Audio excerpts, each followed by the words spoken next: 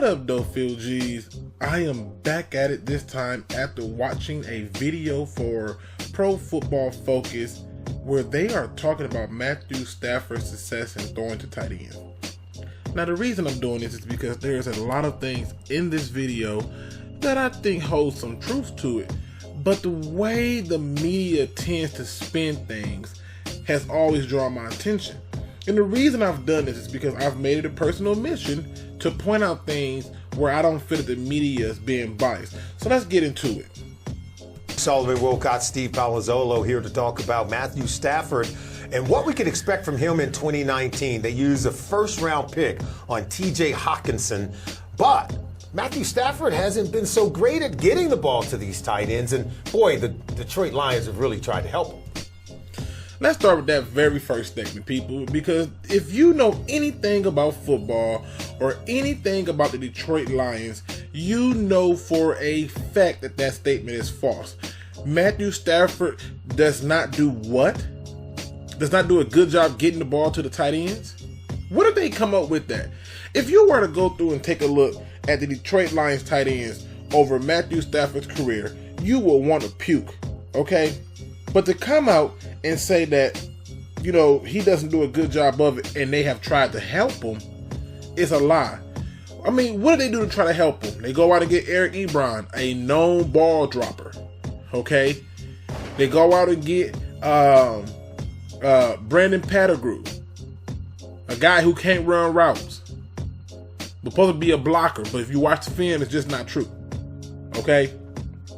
And one of the things that stand out to me is that very first question. But let's listen to PFF respond to it.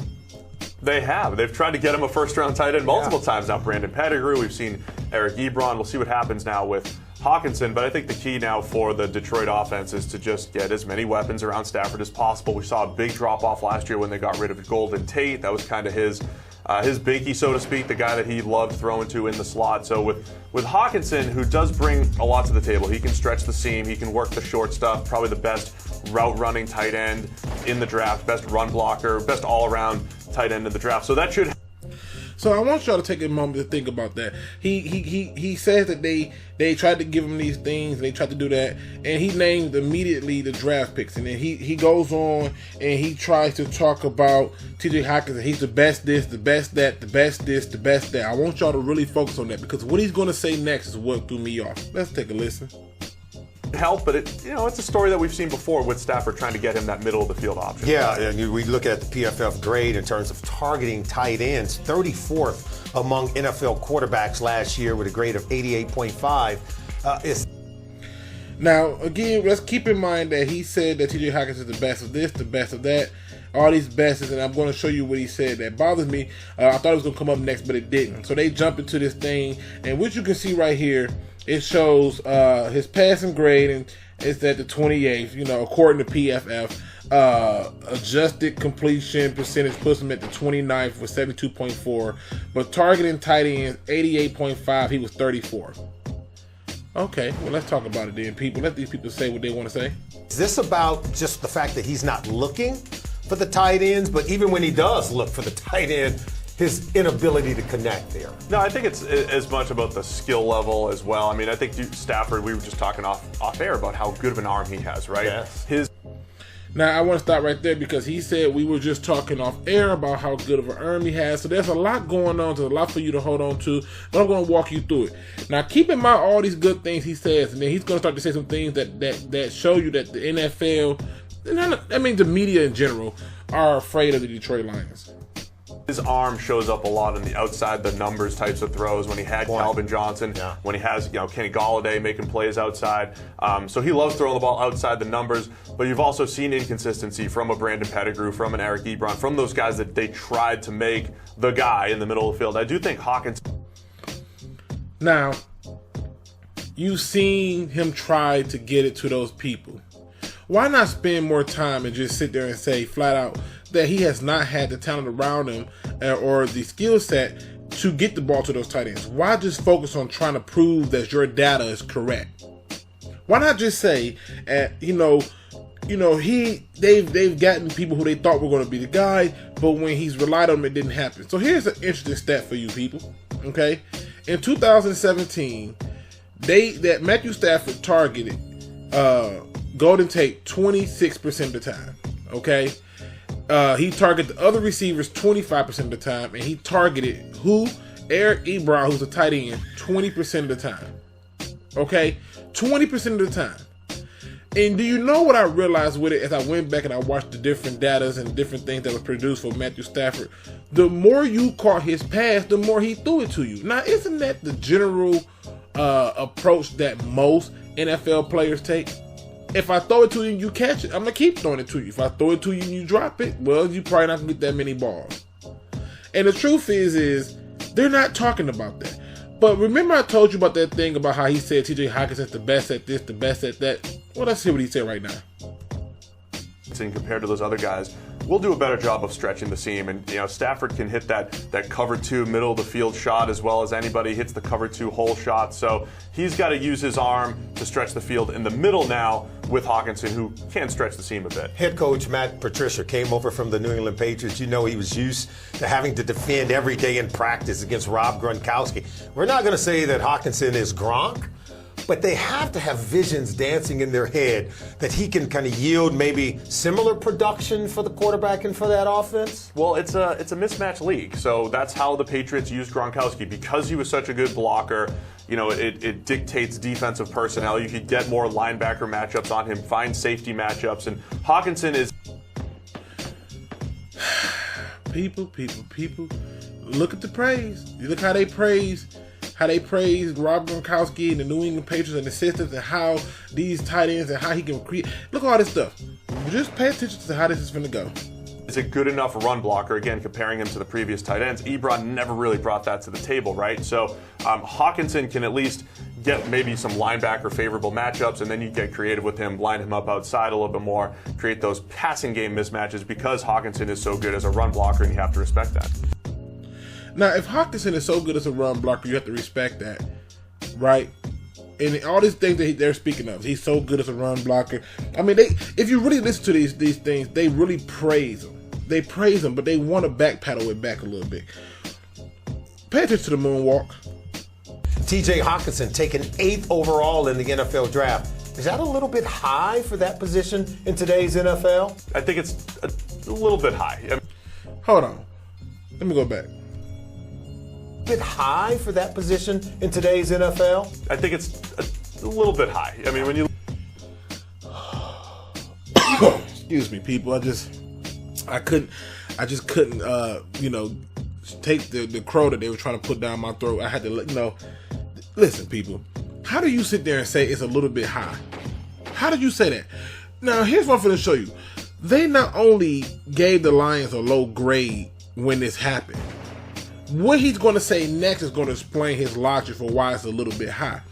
How do you come out and say that not only is he the best at everything, he's the best at this, the best at that, he's the best at this, and he's going to do this, he's going to do that, he's going to create this mismatch, he's good of a blocker, all this stuff, but now the pick is a little bit high. And why is the pick a little bit high? Well, let's let the man tell you.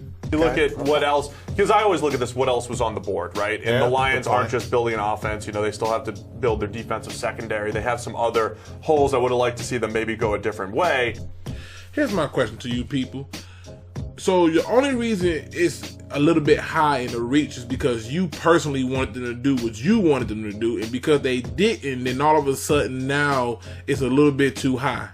This is what the media do. They come out, and if you don't do what they say, they grade you bad because they think they know what's better for your team. They think they know what's better than the people who are paid to put what's better there. Keep in mind, these are the same experts who said that Kenny Galladay was a reach and that he would never live up to the hype, and all he's done is been successful. I just want you to understand something. These are the same people who said that the Detroit Lions did not have a good draft, who said that the other teams in the division had a better draft than the Lions. You said all these good things about what they first round pick can do, but now all of a sudden it's a little bit too high. Okay. But now they have to justify Hockenson as a exactly top 10 pick, and if they're going to justify him, you got to get the most out of him lined up all over the place, in line, in the backfield, out wide, in the slot. So if they get creative with Hockenson and they make him a key piece, and now you have Marvin Jones on the outside and Kenny Golladay, Danny Amendola's in the slot now, that is how you win in the pass game in today's NFL. Multiple options, the ability to just create mismatches with different style players. Hockenson does add a different style player that Detroit did not have. And now this is my question. See, I want y'all to pay attention to that. Hockenson does add a different style play that Detroit did not have. So how is it a little bit too high? I can't with these people.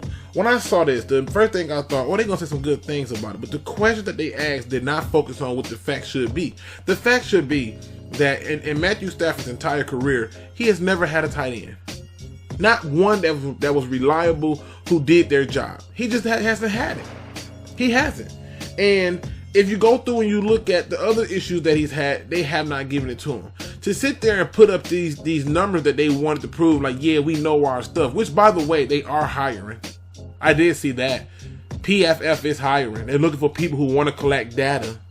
So if you're one of those guys who want to collect data, feel free to sign up. They're actively hiring people who's passionate about this stuff. I'm passionate about it, but I have a different take. Now, unless you're going to put me on the front of the camera, PFF, then you might be able to get you an employee.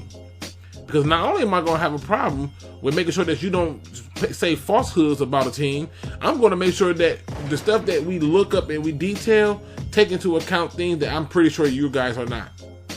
Okay? And that's just the facts. I just wanted to show you guys this because, in my opinion, this is another example of them riding the fence, and they are essentially trying to make it seem as if though Stafford does not get the ball to the tight end. That's what they're trying to do. They were trying to make it look like he didn't get the ball to the tight end, and that's just not true. He has targeted the tight ends. They have not been successful in what they're doing in terms of doing their job. But I'm going to link this in the description. You listen to it. Maybe you heard something different. I just didn't like what I heard, and I thought it was ridiculous. I thought it was absolutely absurd and flat out ridiculous that this is the kind of conversations that we're going to have, and there's no reason that we should have these conversations. But just a little bit more. Let me see if I think this was the end of it. Let me just see if I missed something. In today's NFL, you do need a productive tight end. One might argue you might need multiple tight ends in terms of the various packages you're going to use on offense. They need to get something done around this quarterback, Matthew Stafford, who I believe is good enough to win, but he certainly needs more help. All right, this is PFF. So after all that they just did, they finally get around to saying something. I believe he's good enough to win, but he certainly needs more help. And there's going to be some people in the media, on YouTube, and other outlets who are going to say, once again, we got to give more help to Matthew Stafford. But they don't say that for the other quarterbacks.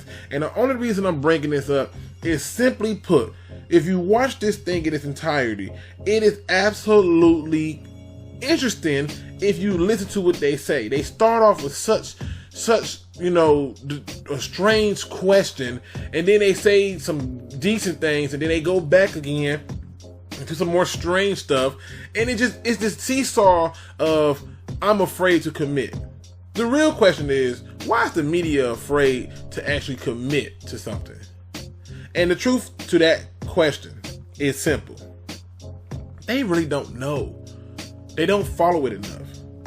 They don't put enough interesting view on it. Now, this video right now currently has 4 thumbs downs and 104 thumbs up.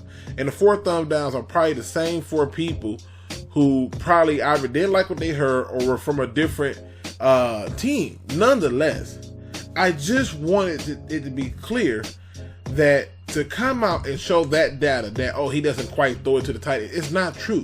What they should have did was they should have went through and took the formula and just simply said, okay, how often is he targeting these people versus these people, and so forth and so on, and then ask the question, well, who's the tight end he was throwing to? Because if you're going to tell me he should be targeting the tight end more, even though you're saying he was ranked 34th and targeting the tight end, then tell me who were the guys ahead of them. And I bet you will find that those guys ahead of him had legitimate threats and people that can be trusted at tight end. That's it for now, ladies and gentlemen. As always, please hit that like, subscribe button, that notification bell, and make sure that you catch up with me on Twitter at PhilGs and on Discord, all linked in the description, and as well as my other DSA members, also linked in the description. And as always, I leave you with this great piece of advice. Don't be no chump. Please do your research.